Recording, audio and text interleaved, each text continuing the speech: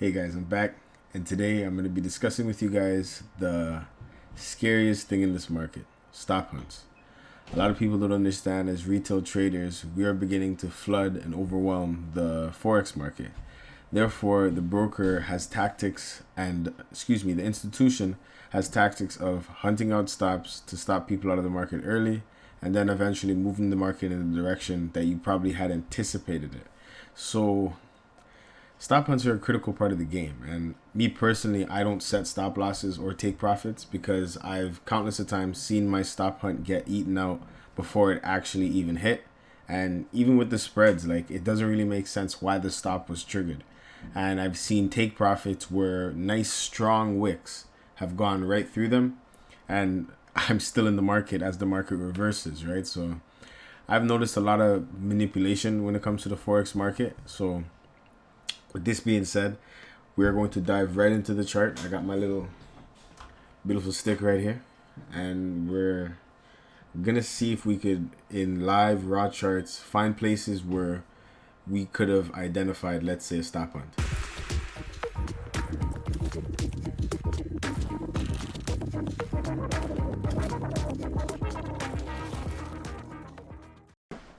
Without any further ado, let me get my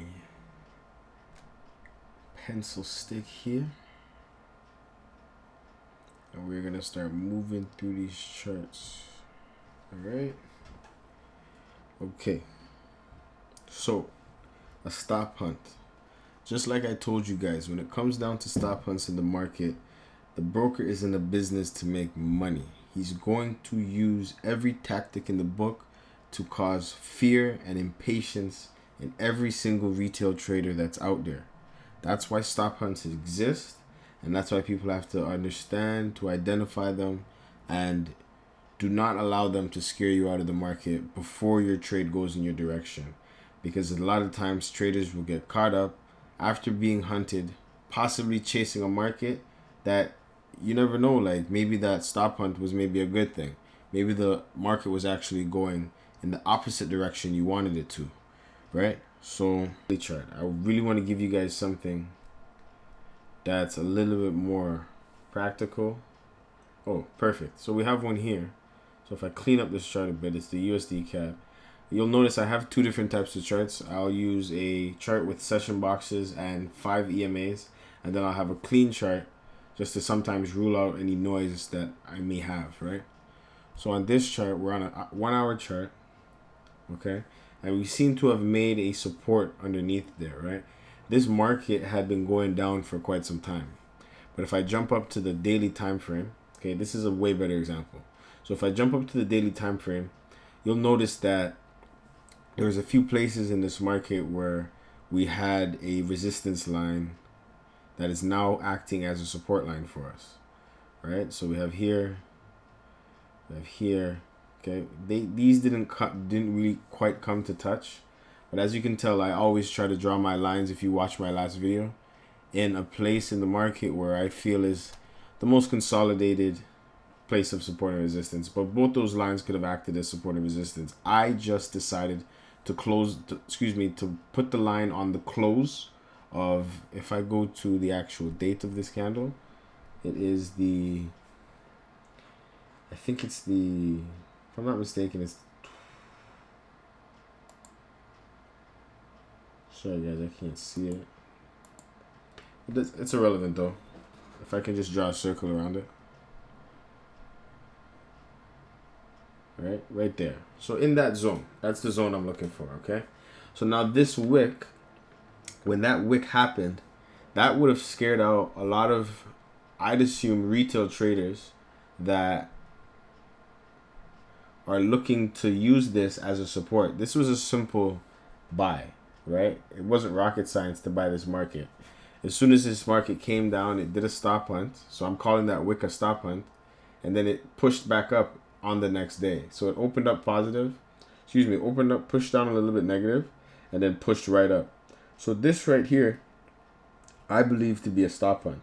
But then it did create a very nice candle on the daily that would have gave us a good indicator to buy into this market. And now it's doing exactly what I had expected it to do, it's shooting upwards.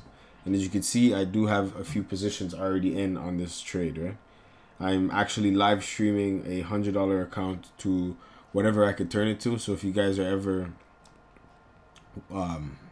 bored, just tune in for a second and see what the account is at. All right. So that was probably the best example I could have gave you of a stop hunt. But if I could stress the most, like personally, like I said, I don't use stop hunts or take profits because I noticed that they don't do what essentially they're supposed to do in this market. It's kind of sad. A lot of people think that they're just gonna be able to set it and forget it and make money, but this is one of those games where, like I said, if everybody can do it and get rich off it, there'd be too many millionaires, right? So you really need to put the work in and do the chart time, man. Sit there, you know what I mean? Manage that trade. Sit there and manage that trade. I don't know anybody that can make consistent money with setting stops and setting take profits. The only time I'll set a stop loss is when I'm far enough into profit and I'm looking to lock in profits in this market. I had a buddy who had a very good saying, PIP, profit is profit, right? So just take it. Like if you make some money, make sure you don't give any of it back. If you at least, right? Break even. Like that's the best time I'd say set a stop. Take profits. I think you need to determine your take profit. There's no ideal place to take profit in the market.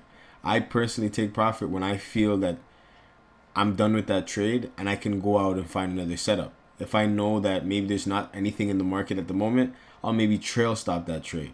So I'll slowly and gradually move my stop down, but I could still lock in profits because this market is going to swing. It's always going to do that. It's going to go down. It's going to come back up. It's going to go down. It's going to come back up.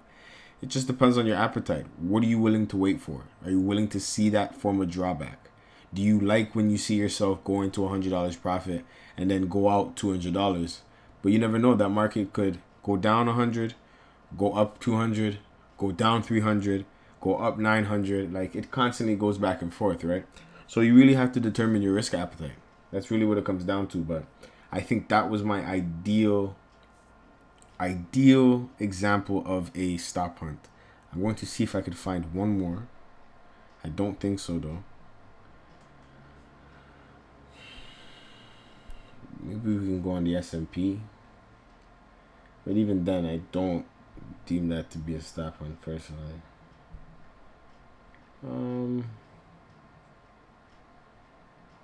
Yeah.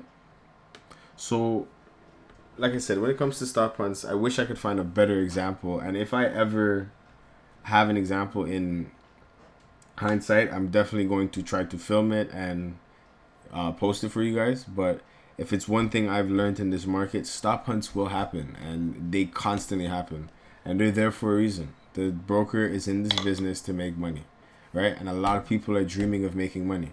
If the broker is willing to take your money just through stop hunts, that's why I stress in a lot of my videos, guys, do not pay anybody for anything when it comes to Forex. It's a losing game. I don't think anybody understands this. It's a losing game. All right? For you to win is you need to put in the work. That's all it is, okay?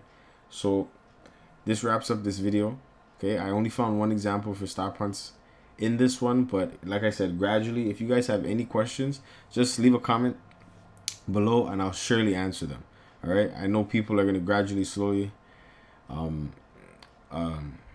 begin to follow me, and I have no problem answering questions in the comments. So any questions you guys have, leave a comment below, like and subscribe, because I'm definitely going to be pushing out lots more content like this one. And in this next video is going to be millennial money management, and that's going to be pertaining to credit. So look out for that one. Those ones take me a little bit longer because I shoot a little skit for it, and there's a lot more work that goes into those ones because I'm trying to be as informative as possible for you guys, okay? So have a good one, guys. I really appreciate you tuning in again, and just stay safe and trade safe, okay? Don't buy anything.